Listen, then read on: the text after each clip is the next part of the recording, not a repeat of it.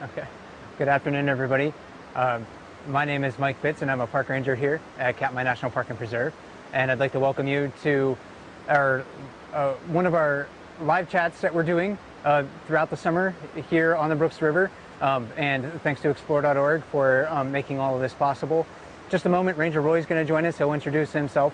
And like a lot of the chats that we've been doing in the past, we'll be talking about some of the current events that happen here on the Brooks River with our bears. We'll also be trying to answer your questions at the same time, too.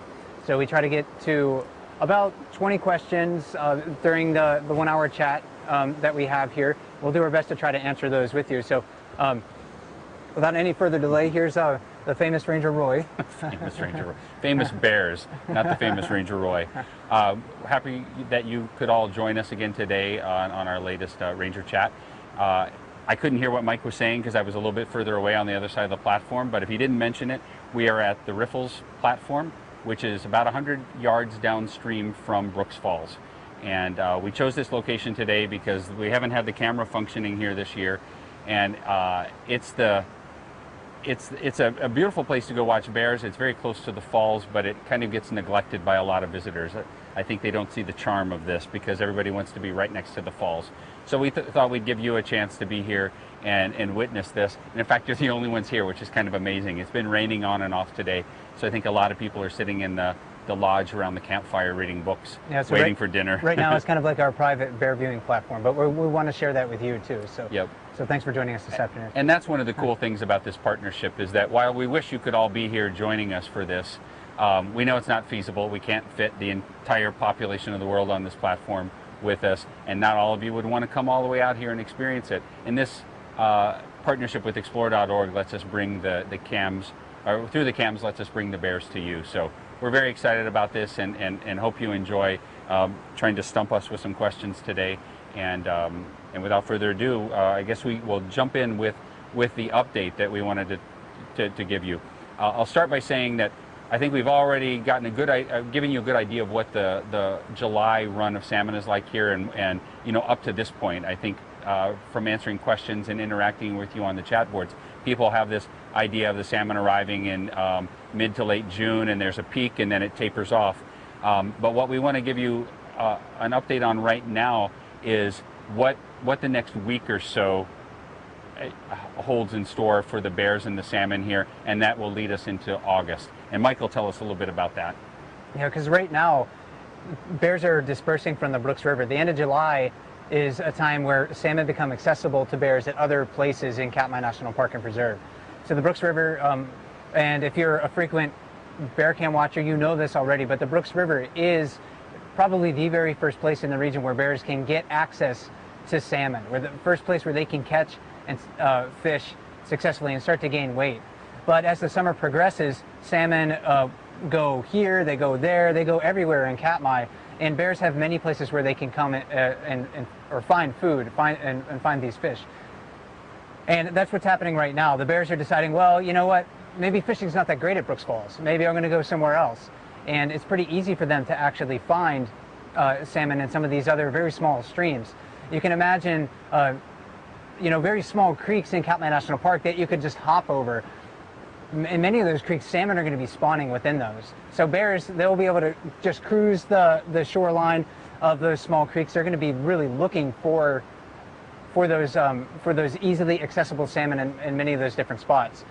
And we're also at the end of the migratory period for salmon. And that's really one thing that makes fishing at Brooks Falls really, really difficult. When salmon are stacking up along the Brooks River, stacking up at the falls. A chat. You're welcome to come in. It makes it really easy for the bears to actually catch them. But when the salmon stop migrating at Brooks Falls becomes a terrible place to fish. So we have this period of time during the month of August where we have salmon dispersed throughout the river, but they're still pretty energetic at that time of the year.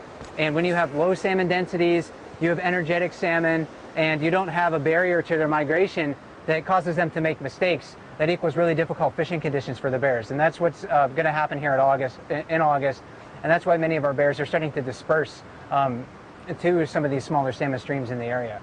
So it may be interesting for you to try to take note of which bears you see here in the last date that they're actually seen, because we kind of take pretty careful notes of when the bears first arrived, but we don't have as much information on when the bears happen to leave, and that varies from year to year.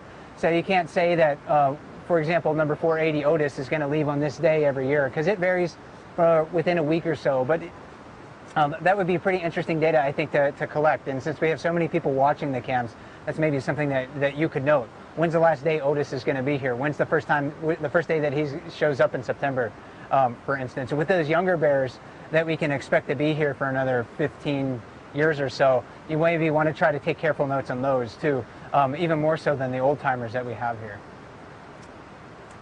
Yeah, those are all good points, and it leads into one of the questions that sort of fits in with this. I'm not to steer us away from that discussion just yet, but is there a list of bears that have been spotted so far this year? Well, we got one, but we don't have it posted anywhere, so maybe we can make an effort. It's on the wiki that we're trying to do. Is it on the wiki? It is on the wiki. Yeah, okay. it's not complete yet, but we can post a link to this wiki that we're starting to work on. We can also copy and paste them into the chat board later. But we do keep a list of all the bears that have been seen, and I asked Leslie the other night, and so far her count, at least this was 2 nights ago, so far her count for July was 31 individual bears that she could identify. That does not include cubs, because biologists don't count cubs that are with their mothers, because those are a single family unit, so they get counted as a group. But have you heard from her lately? No, I haven't. Okay. No, I haven't talked to her. So we'll go with 31 for right now, and we do have a list of those, and we can make that available to you for those of you that are keeping score at home. So, but I think, yeah, that sort of fits in with what you're saying. We record this. It's nice to have as much data about when they arrive, when they leave, how long they're here, and you can help with that. And I think as we get more refined in our operation here with the cameras, we can probably try to gain more information from the bear cam watchers, because we can only watch the river so much. There's only so many rangers, but there's orders of magnitude greater numbers of bear cam watchers. So in the future, I think we're going to try to get maybe some more information from you and give you some projects to work on. So that's something that that we'll try to work out in future bear cam seasons. There's just not enough money to pay park rangers to sit in front of the cams or sit out here watching bears 24/7. And that's where you guys can come in handy, because you're already doing it. And I know some of you are taking very careful notes, because I see you write. I'll have to check my notes from 3 days ago. So you guys are doing just what Ranger Mike does, which is keeping track of what bear catches how many fish and who mated with who. And we just think that's so cool that you guys are into bears like that. Maybe I should remind everybody that if you are just watching us for the first time and you want to submit a question, you can do it on Twitter using the hashtag BearCam all one word, or you can go to explore.org if you're watching it on a different feed, and in the comment stream, which is below the camera, just scroll down to the bottom of the page and you'll see the comments, and you can submit your questions there. And we have somebody at explore.org right now filtering questions to us, because we just can't keep up with all of them. So we'll do our best to answer as many as we can. But if you have a question, please submit it, and we'll do our best to try to answer those for you. It seems like for about every one question we answer, 2 more appear. So we get kind of a backlog here. Are we ready to move on then to the next question? Yeah, we can probably get to maybe the next question here. You talked about young bears earlier, that it's important to keep track of the young bears. We tend to focus a lot when we're conversing about bears here. We say, well, that bear's 26 years old, or that bear's 20 years old. And what they're wanting to know is what's the equivalent in people years in people years for bears. And I know I know what you're thinking. You're thinking, let's the rule of thumb for dogs is it's 7 years for every 1 year of the dog's life. It's not that high for bears. What would you say, like 2.7 or something? Something that, yeah, I'd say probably between 2.5 and 3. Just because the oldest bears that we've ever documented in the wild here in Katmai were about 30 years old. So, well, Diver was 35. That's right. 35, he was a very old bear. So that would be like a 110-year-old person, though. That's the Guinness Book of World Records for bears, and it would be the Guinness Book of World Records for people too. Most bears live to be about 20 years of age or so. So, if you were to multiply that by 3, that would be about 60. So maybe it's a little less than 3. I'd say bear years equivalent to people years. But there is quite a range there. Many bears don't last that long. They die as cubs or subadults. Very, very few bears live to be that old. And in the realm of old bears, we've got the oldest right now.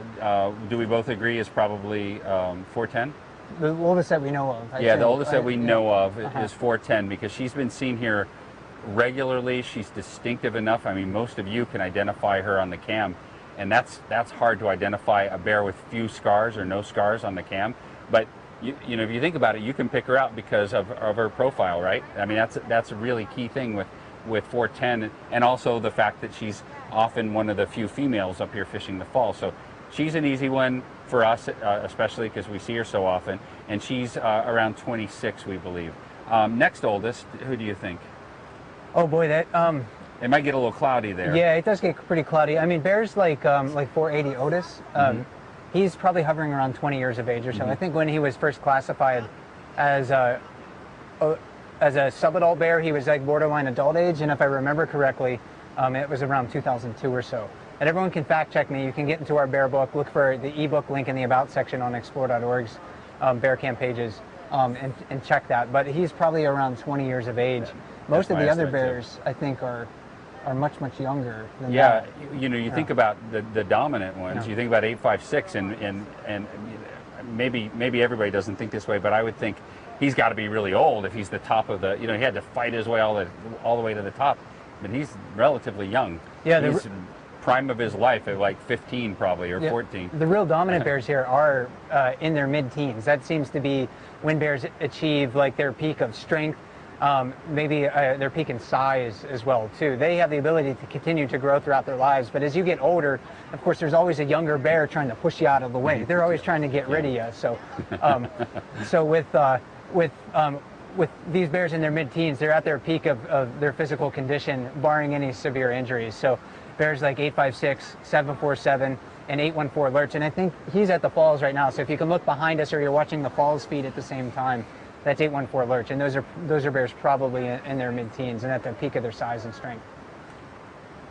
If you were here, we would, and we weren't on camera and wasting everybody's time, we could pull up the PDF or the iBook and look many of these dates up for these bears. And you can do that at home. As Mike said, we've got the link located above the comment section in the About box.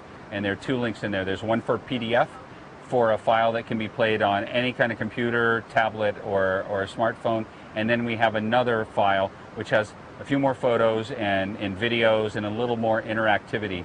That is only playable on recent vintage Macintosh computers as well as iPads. And those are both free if you're interested in those. So let's see. Question 4. So we've gotten 3 of them now. Question 4 is questioning, if the salmon run came early this year, does it mean that some bears' survival is at risk?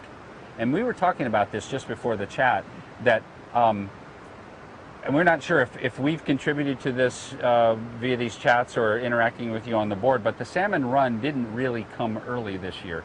It came really when it does. At the right time, at the normal time, I guess. The first of the salmon showed up here in the Brooks River in the middle of June.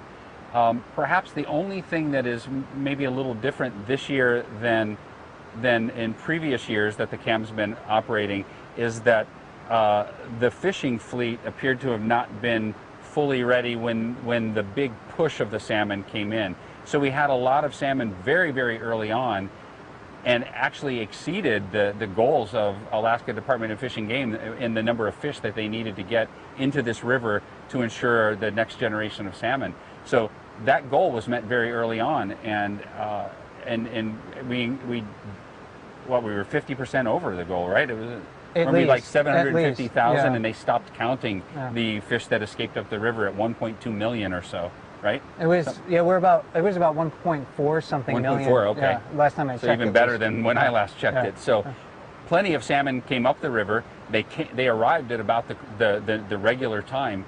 It's just that you know, maybe so many of them came so early on that some of the bears got really fat early on, and maybe the mass of them moved through a little bit earlier. I don't know, but I think bears are used to dealing with this too. They're used to feast or famine. I mean, they find an animal carcass, they feast. They find a school of sockeye salmon that they can catch, they feast.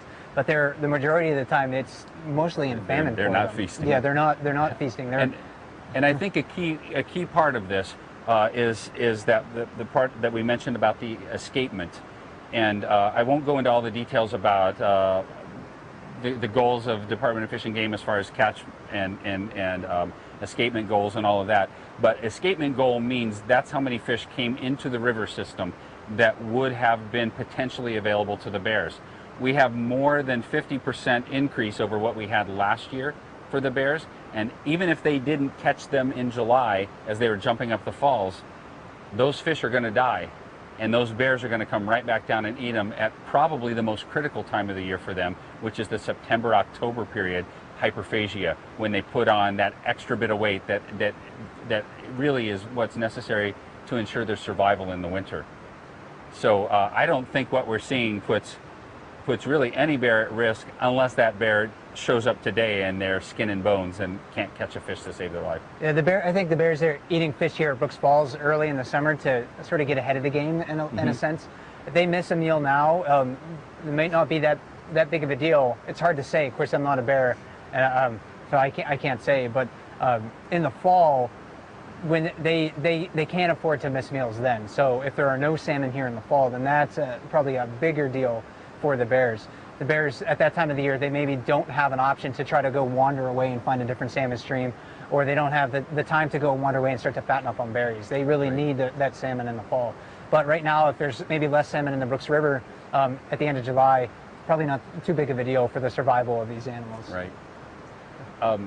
I know that there have been people that have been concerned that certain bears haven't shown up, and is that because of this salmon run, difference? So people are concerned about bear 469, which was the one that had the diamond-shaped lighter patch color fur that a lot of cam viewers called patches last year. We haven't seen him this year. We haven't seen Ugly this year, and we haven't seen Ted this year. Yeah, so there are three very conspicuous bears that haven't been seen this year. And I'll start with Patches. Patches 469 had, to the best of my knowledge, never been seen in July except for last year. So the fact that he's not here this July is no big deal. We wouldn't pay any attention to it other than the fact that he did have the injury last year, which may have resulted in him not surviving the winter.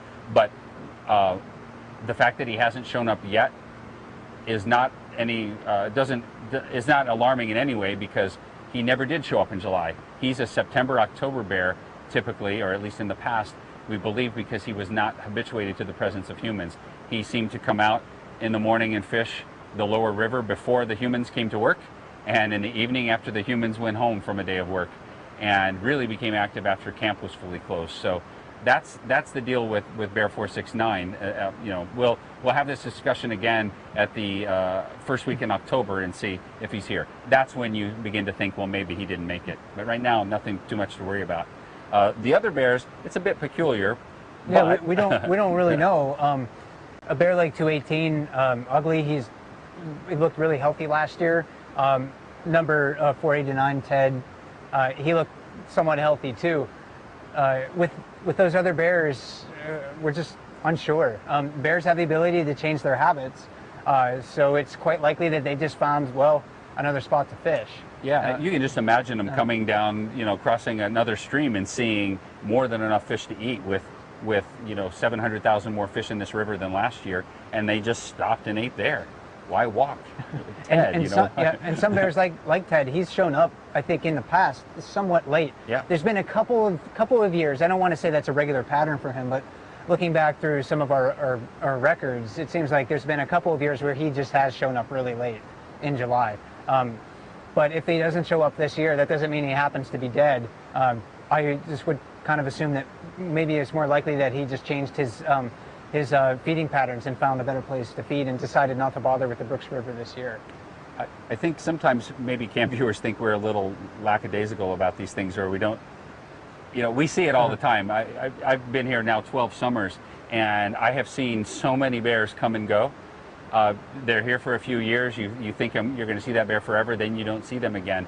But I think what we're seeing is this phenomenon now of cam viewers that are watching these bears like we do and going through that same discovery period where you realize, wow, it's really tough to be a bear.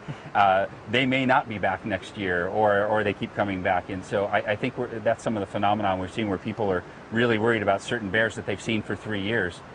Whereas, I mean, your list of bears that you no longer see here is probably longer. Oh, sure, yeah. And we, actually, Ranger Gene and I were discussing this when 130 Tundra was discovered dead in the forest downstream of where we're at, and people were sending their condolences, and we sort of appreciated that. But if we, kind of mourned the loss of every bear that we don't see anymore, we probably would never be out of mourning. It would be a pretty tough place for us to work. So we're fascinated by these patterns that happen, and the abilities that bears have to change, or their ability to change these patterns.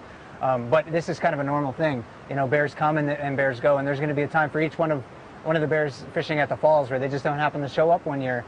Maybe they'll come back the next, maybe they won't. But that's kind of part of the bear's world.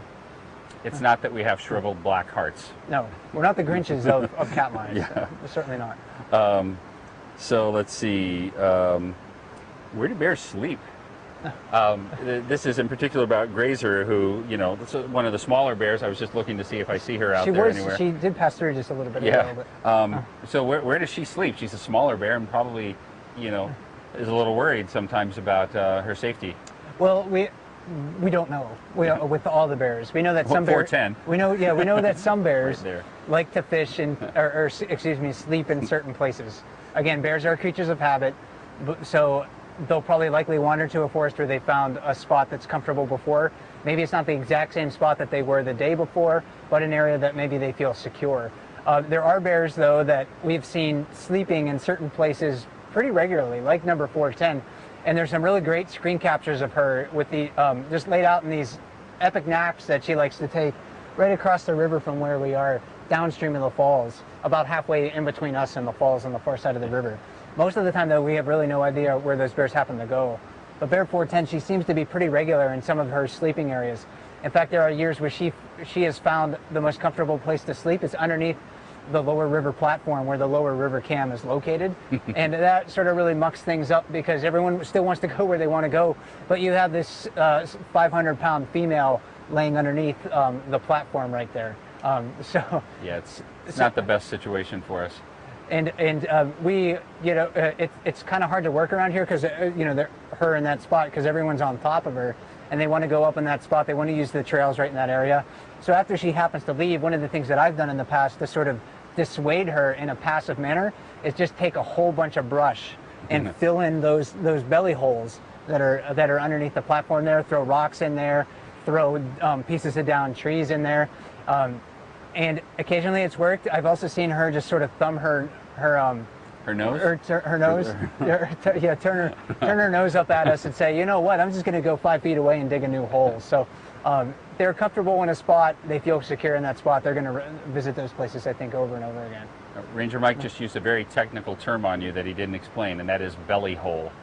And you've seen belly holes on the cams before. At the lower river, when it scans off to the gravel bar and you see a bear digging and digging and digging, and then it lays down in it, it's not digging for food. It's not digging for anything other than to create a nice hole in which to put its fat belly in. And it's just got to be uncomfortable when they get as bloated and as fat as they are. You don't really see them laying on their side usually. You see them laying on their backs or on their stomachs, and in order to do that comfortably, they dig that big hole, a belly hole. I have seen, getting back just briefly to the bears not using the same spot over and over again, even like outside my cabin, I have seen them dig a hole and settle in for the night, and I think, oh, this is going to be bad. They're going to be coming back here every night, and then I never see them again in that spot. So they move around and sleep where the urge strikes them, I believe, in most cases, 410 being kind of an exception. And then my favorite one from this summer was Beadnose, who raked up a bunch of vegetation underneath the treehouse, which is about 75 meters that direction. It's where two trails join. She piled up a bunch of dead grass there and made a bed and slept there during a torrential rain 3 or 4 weeks ago, and I posted a picture of it. Just adorable, but I have not seen sign of her going back there yet. So she made this beautiful soft bed, and then used it one night. And I did post a picture. Maybe somebody has saved a copy of that and they can post it back in the chat feed right now. And we've almost seen bears fall asleep in the water too. Otis. So, yeah, so I think Otis comes to mind. You know, he'll, after a good meal, he'll just sit there. He doesn't seem to want to leave the river, but you'll see him just start to get drowsy, just like kind of like a small child sitting, or us on after Thanksgiving dinner. You know, just start to nod our head. To go. Yeah, I think that's one of the characteristics of him, or the behaviors of him, that makes him so endearing to people, is that you see that very same behavior in your dog, in your spouse, in your parents, that just can't keep the head up and the eyes open anymore. I'm going to skip a question here right now because it's one I know you and I both wanted to answer that we missed. Okay.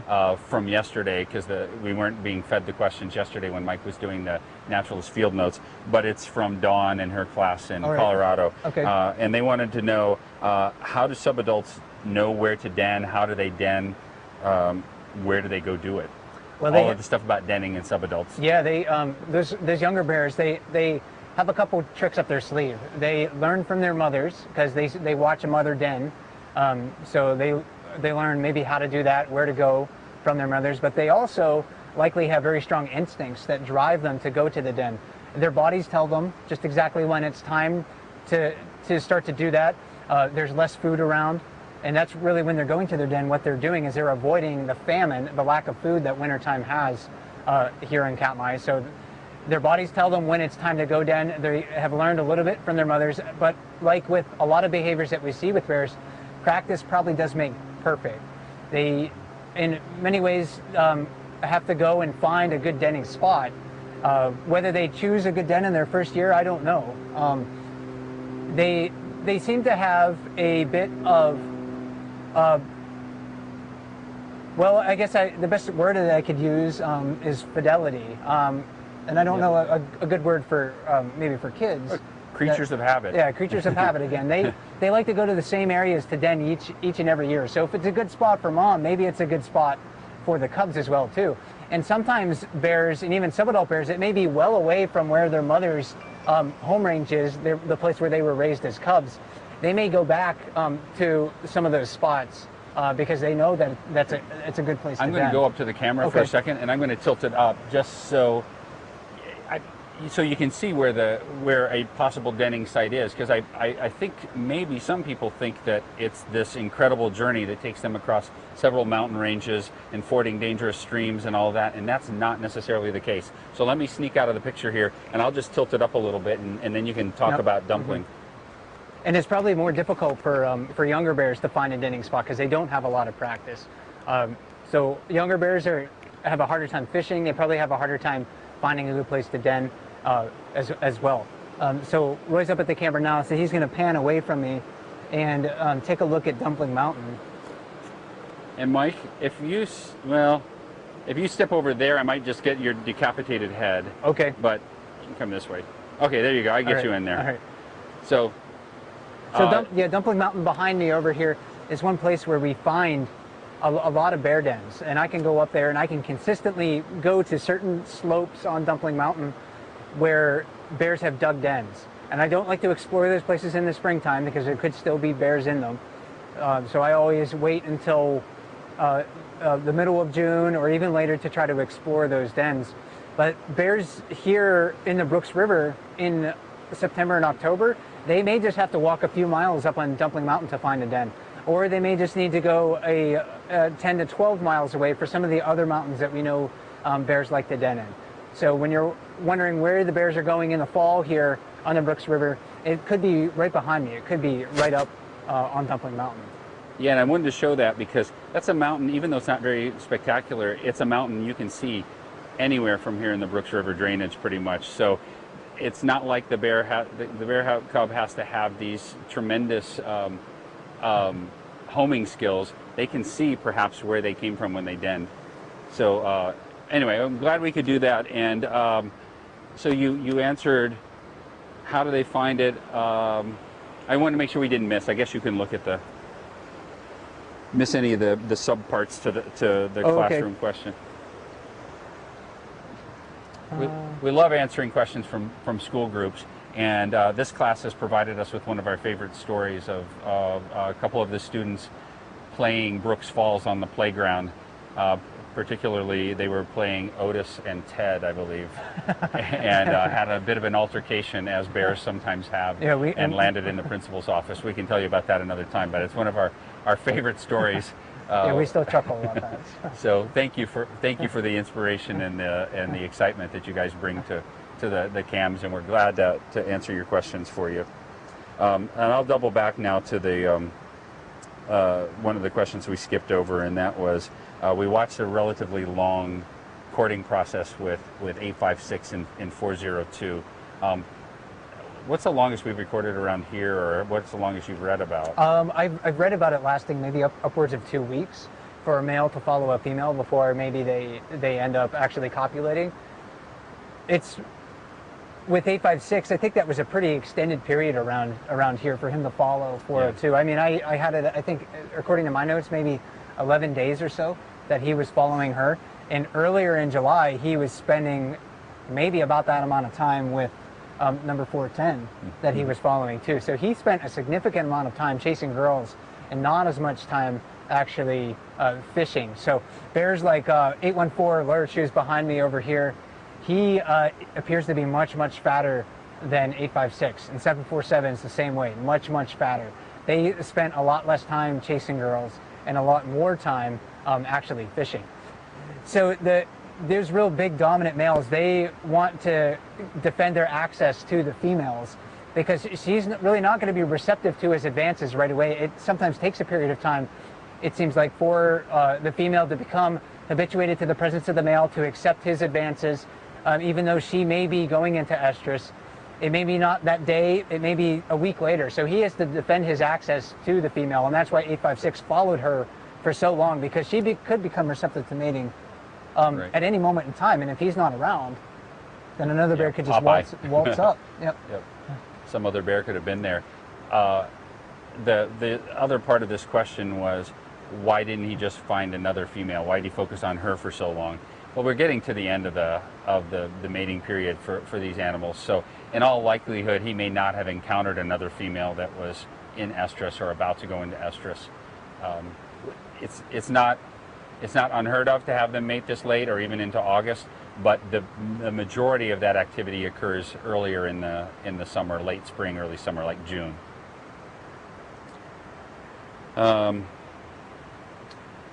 We don't talk an awful lot about the underwater camera because it's not always on, and we talk about salmon and stuff, but we have a question about the smaller fish that have been seen on there.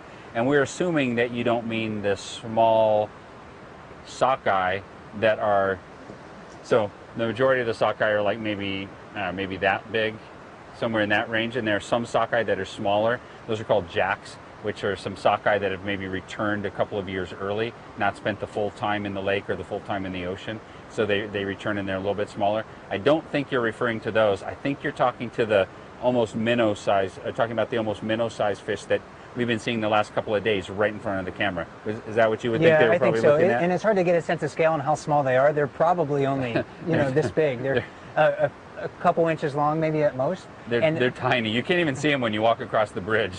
And they're sort of striped too, as well. And that helps to identify that you're looking at a juvenile salmon or trout. If we just want to play numbers, Roy and I were talking about this, it's probably a juvenile sockeye salmon, probably a salmon fry as they're called in that stage of their life. So when they hatch out of their eggs, they're called alevin, and they have basically their yolk sac still attached to them, so they're larval fish at that point in time. After a couple of weeks, though, they absorb that yolk sac and they enter the water column itself. Many of them will migrate out into lakes. Some of them will stay in rivers, and they have those vertical stripes on them that help camouflage them. They don't attain that nice silvery sheen till they become smolt and really run out to sea. So you're probably seeing salmon fry that are hanging out right next to the camera there. It's pretty cool. Yeah. And they get right next to it, so you get some beautiful shots of them, really clear. You don't have the murk of the water, so that's pretty neat. We're a little bit past the halfway point, and so we would be remiss if we didn't say welcome to everybody who's just joining us. My name is Roy Wood, and I'm the Chief of Interpretation for Katmai. And my name is Mike Fitz, and I'm the media ranger here at Katmai too. And we're doing these live ranger chats periodically throughout the summer months, and we're here to try to answer your questions. If you would like to ask us any questions, you can use Twitter, the hashtag BearCam, and someone is monitoring for that hashtag, and they will feed us questions on the handy dandy iPad here. Or if you are currently on the explore.org website, scroll down below the video screen and below the other icons for the other webcams, and you will see a chat section. And you can log into that chat section and you can post questions there. And those will also be collected and fed to us on the iPad here so we can try to answer your questions. We have done 11 or 12 right now. I think we skipped some, but I'm not sure how many we skipped. I'll go back through it. One of the questions that's here is, have you ever been surprised by a bear? And I would say yes, I have. Almost daily. And, yeah. And, almost daily. One of the things that we try to ask people not to do when they're in and around Brooks Camp is to become inattentive. And people can become inattentive by walking around with their iPhones in their pockets and their earbuds in their ears and playing music and looking at the ground and bopping their head around with their hoodie pulled up over their heads. Daydreaming in general, too. And you're not paying attention. Yeah, was it yesterday or the day before? Yesterday. The people that appeared to be sleeping on the gravel bar, and the cam people watched the bear come right up out of the river right next to them. And they were completely inattentive, probably just enjoying that beautiful day on the beach. I've had reports of people falling asleep in the woods when they've gone and they've laid down just on a nice day to read a book or just to listen to nature, and they fall asleep. Those are scary things to do here. And I have never fallen victim to that, but I have been just around camp or standing at the beach looking one way, and I'll hear just the slightest little rustle behind me, and I'll look, and there'll be a 1,000-pound bear standing there, and you think, how did he sneak up on me? They're surprisingly huge, quiet, but they can forest. be so quiet in the forest, or you can hear them thundering down the trail, and you think that's either a bulldozer, thunder, earthquake, or a bear. Which one is it? And around here, of course, it's a bear, but they can really make the ground shake when they take off running. So yeah, we've all been surprised by them. We try not to be surprised because that's one of the situations you don't want to find yourself in with the bears. You never want to surprise the bear. It's actually okay if it surprises me, but I don't want to be so quiet and so inattentive that I get myself in a situation where I startle a bear. And there's no bear-free area here at Brooks Camp except on the wildlife viewing platforms or inside of a building, hopefully. Yeah, no bears have gotten into that. So yeah, you definitely want to be on guard while you're here and paying attention to your surroundings.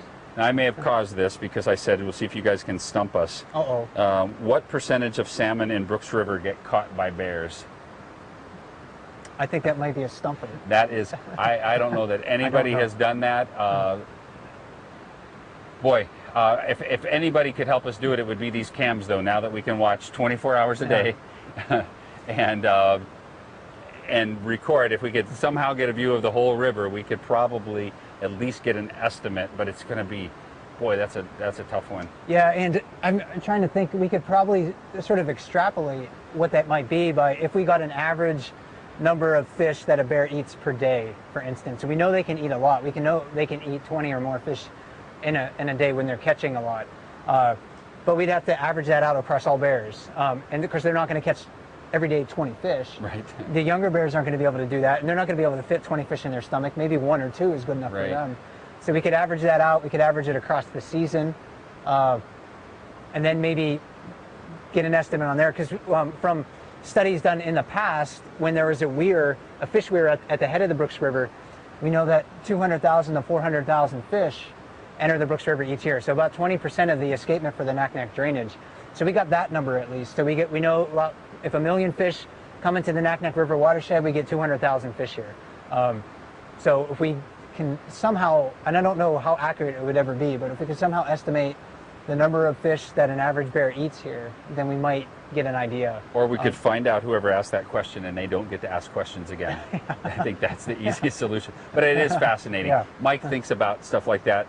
He's trying to figure out how many fish actually make it up over the falls based on observation. And he did it last year, and it was how many? About 8% of the fish that you see jumping make the leap, according to what I was able to record last year. And I'm doing that again this year. So I want to see if the numbers are similar. Yeah, if they're way off. Yeah, then I'll know I'll have to go to another year. Yeah. And I may want to do that anyway, just because I'm curious about it. So we'll see if those numbers equal out. Then we might get an idea of how many fish are jumping the falls, or the average percentage or success rate, I guess. It was about 8% last year, success rate. So you got us on that. Question 11. Well, that's all we have time for, folks. Thanks for. I think the next two we can answer. Do bears drink water? Yes. You'll see them bend over and drink water.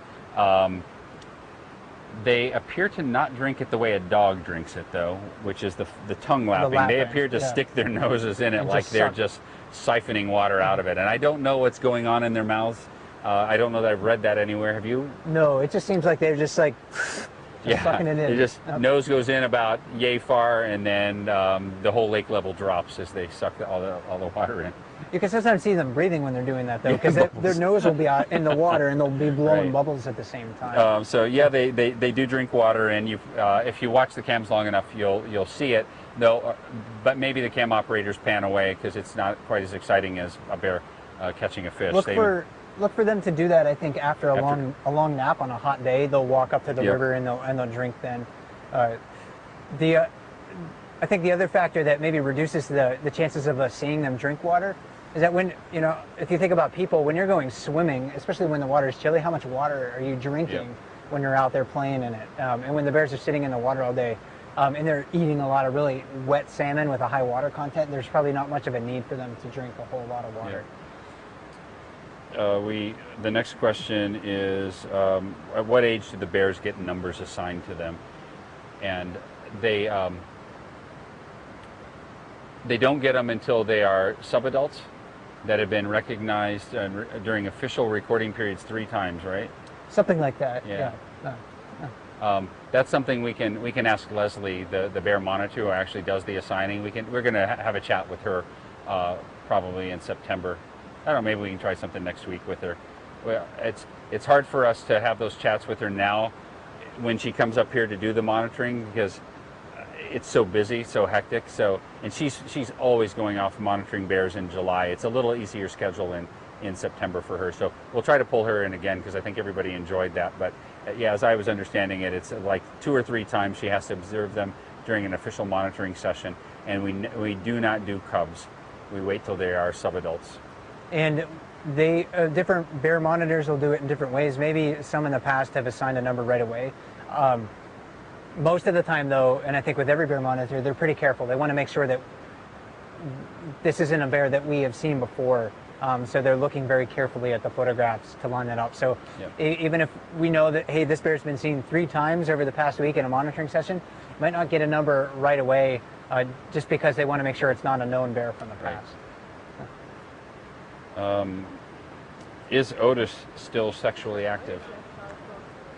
We haven't seen him court a lot of girls. I have not seen him even pay any attention. Have you? Yeah, I haven't. No. When I say I should use a more biological term, I should say female bears, not girls. Girls. Boys and girls. Yeah, boy bears, girl bears. It may be that he is. Adult females are reproductively active until very late in life, and I imagine it's probably the same for adult male bears too. It's probably that he just can't compete with those younger, stronger bears. That would be my guess. Is that we see him as such a non-aggressive bear, anyway, and that he's not successfully competing.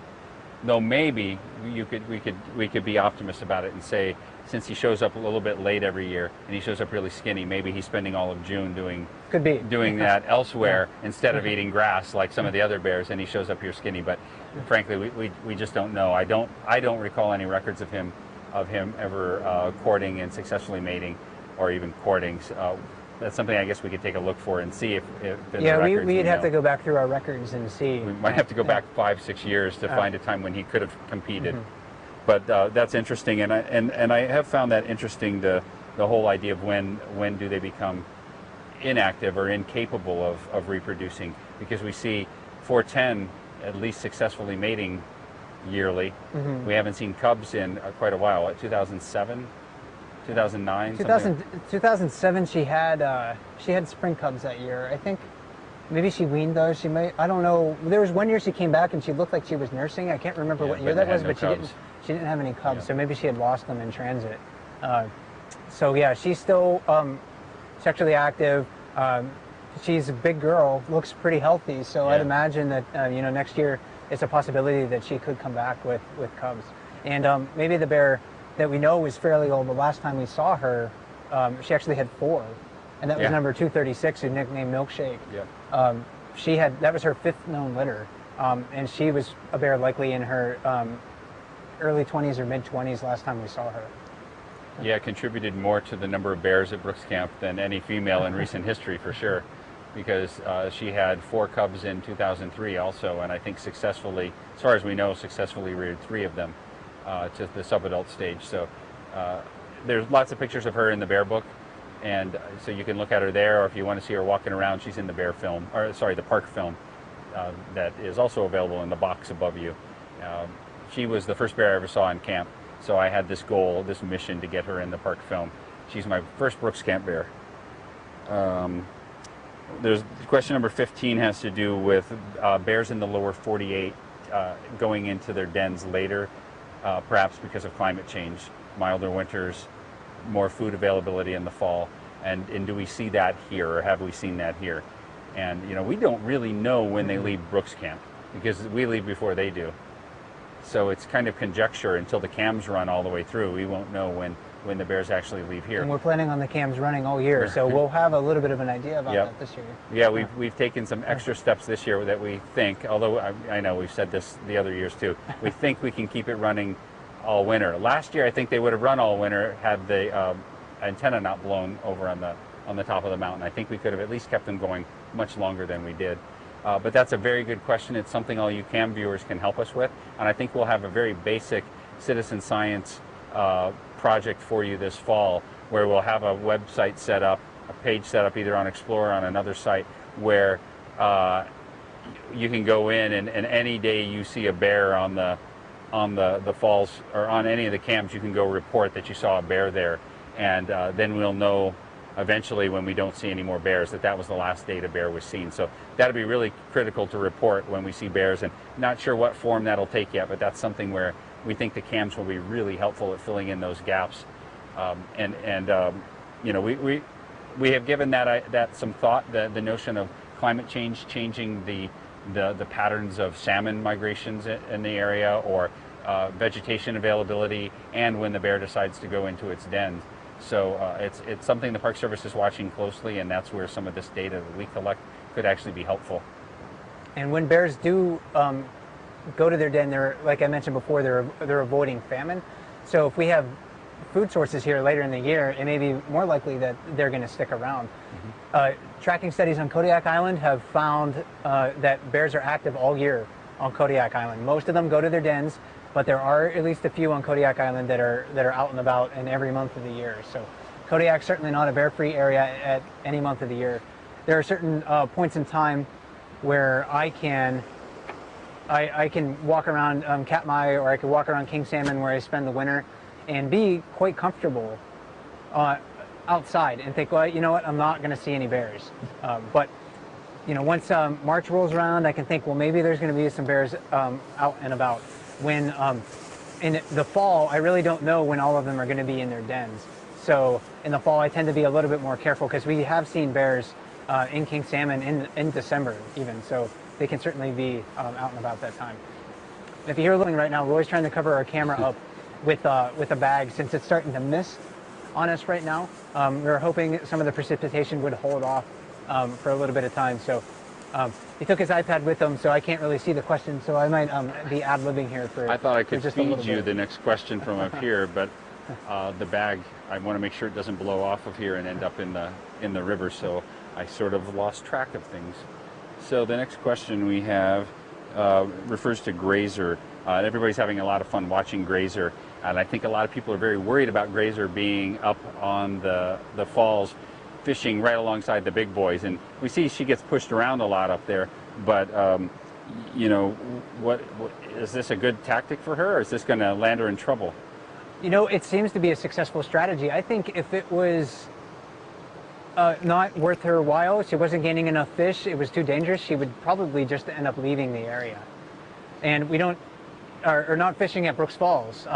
We don't see her doing that. We don't see her hanging around the mouth of the Brooks River like many bears happen to do.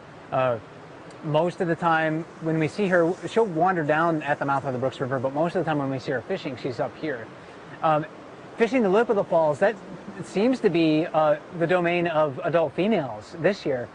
There's very few adult males that I've seen fishing the lip of Brooks Falls this year. I've actually just seen two. I've seen 634 Popeye do it, and I've seen 868, one of the Wayne brothers, fishing the lip of the falls this year. But 402, who's a female, 409 Beadnose, who's a female, and 128 Grazer, who's a female too. I happen to see them fish the falls much more than other bears. Fishing the lip. And fishing the lip isn't necessarily a really great spot if the salmon aren't jumping. So those females that are smaller than the adult males, they may be forced to fish the lip more often than they'd like to, just because there's other bigger males maybe occupying the better fishing spots below the falls. That took some adjusting in my mindset, because when I arrived here, it was head bob. It was a large, very dominant, very aggressive male that fished the lip of the falls almost all the time. And even when he came down off the falls to fish someplace else, as soon as anybody tried to get in his spot, he would go up and chase that out. And there were other bears that would slip in there and fish periodically, but that was really his spot. So I know in my mind, when my first summer and second summer, that was the domain of the big dominant male. And that wasn't necessarily the case. And, I'm thankful that it's females, because if it was only males fishing up there, we may not have new cubs being taught about how to fish the lip of the falls. They might not be comfortable there. But you can see a lot in a lot of documentaries, the bears that you see that are older documentaries up there. It's probably head bob fishing, very long neck, and would bob his head when he would miss a fish, like in frustration. Right, maybe the most photographed bear ever. Yeah. He was always on the lip.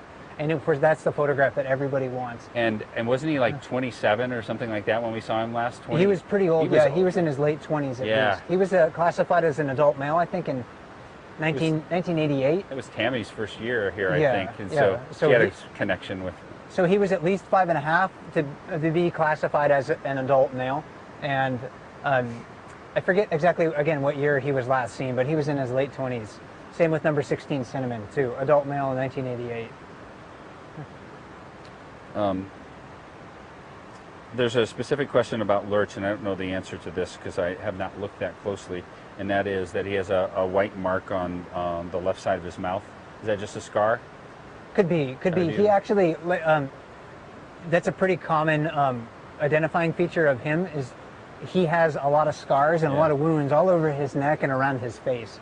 So if there's markings around his lips, his forehead, his snout, and on his neck too, that's probably from him getting in fights with other bears, competing for females, or at this time of the year maybe not so much competing for females but stealing fish.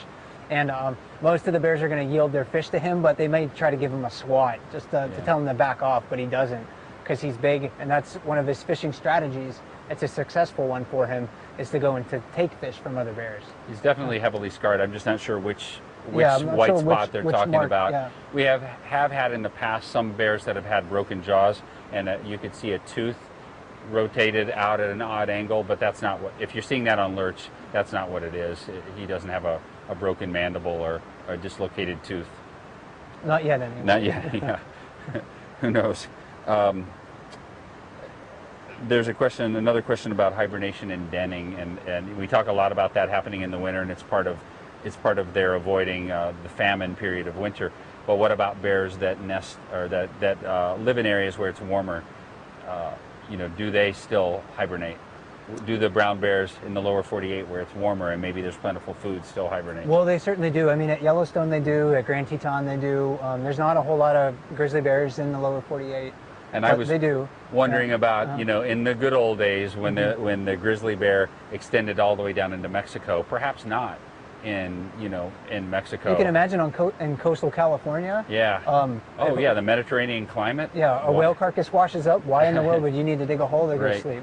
Their metabolism probably slows down, but they. I asked Casey Anderson, the guy that has the Nat, formerly had a Nat Geo show, now he's got one on ABC, about his grizzly that he cohabitates with, and he said it just gets kind of mopey in the fall and the winter, and then he just lets him go den. He's got a little building for him out in the yard where he lets him go nap. but that's in Montana, so they get cold there. But that's a great question, and that's one of the facts that illustrates the adaptability of these animals. We know that in Yosemite, many black bears have stopped going into hibernation because there's unfortunately always ample food being left behind by careless campers, people that store food in a cooler in the car, and the bear peels the door off the car and gets right in. So not every bear skips hibernation, but they are adaptable and they will do it. And I know in the Everglades where we had black bears, they didn't hibernate, no reason to. But we haven't had grizzly bears wandering around in warm climates for quite some time now. So, but that's an interesting point to ponder. Yeah, we can stereotype bears, I think, into having certain behaviors, but there's always going to be one or two that breaks the mold, just like with people as well.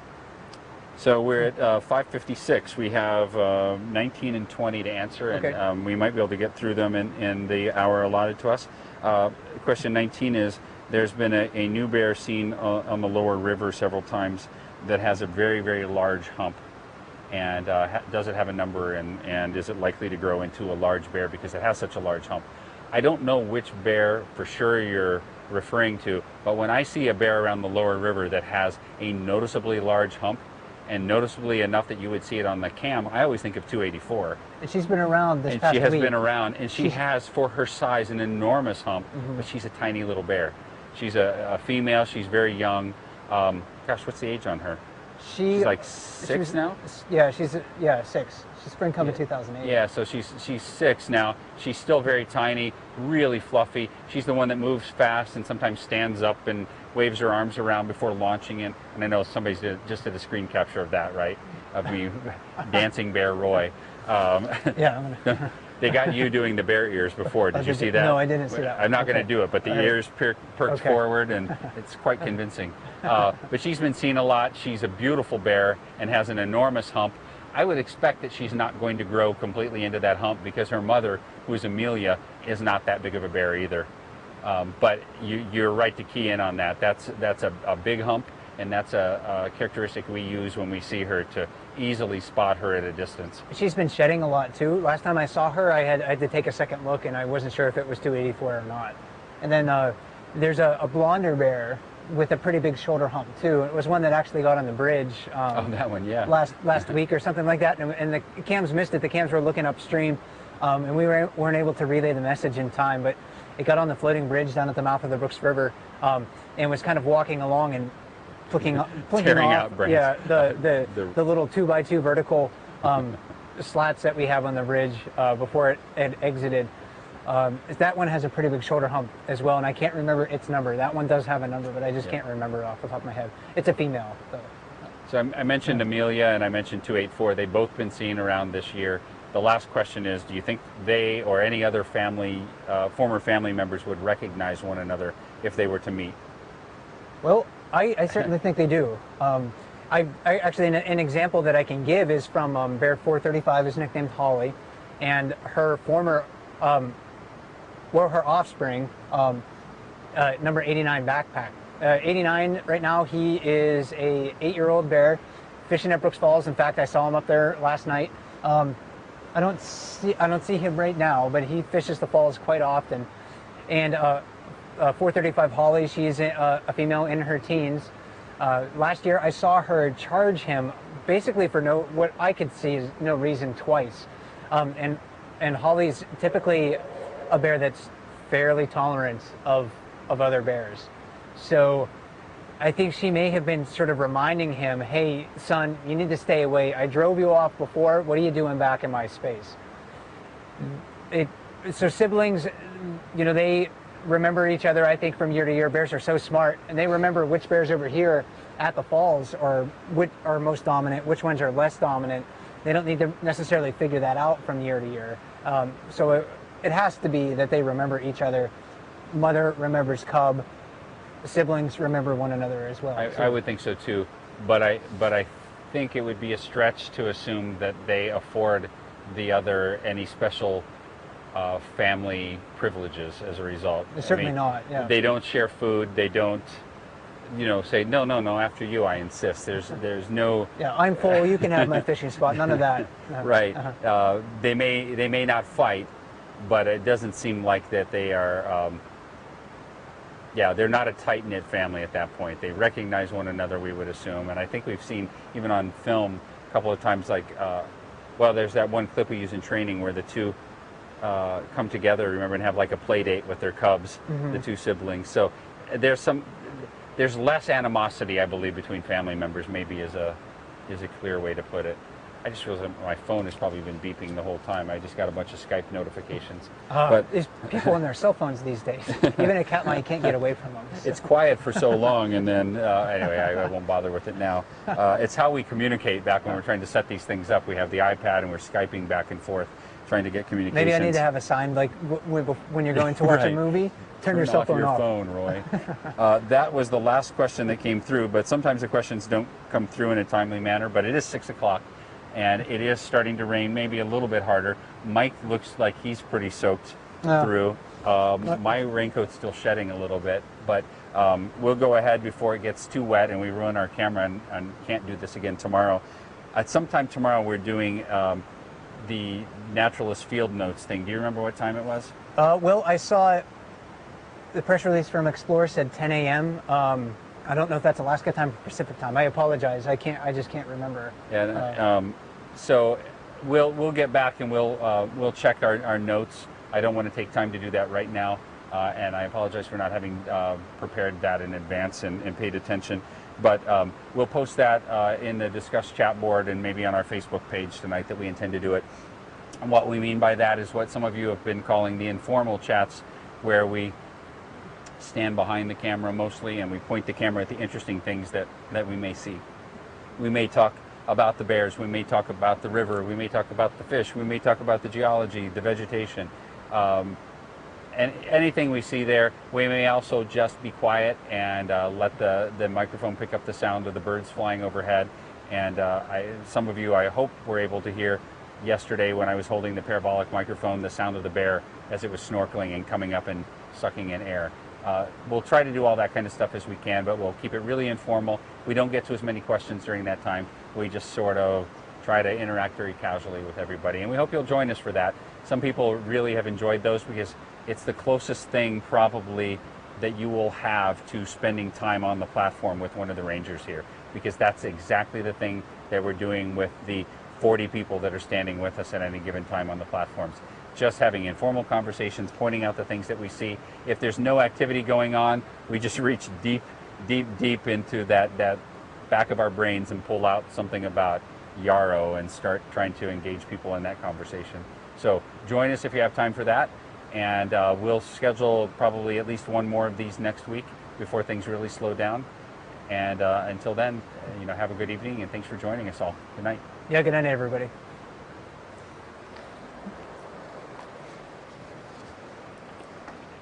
Time Courtney fed to me, so we won't post it in the notes then if you're still there. Well, I guess we'll still post it, but 10 a.m. Alaska time, we'll be setting up the camera in some location here, doing Naturalist Notes tomorrow for an hour or two till we run out of battery or voice, either one. But thanks, and we'll talk to you all later. Good night.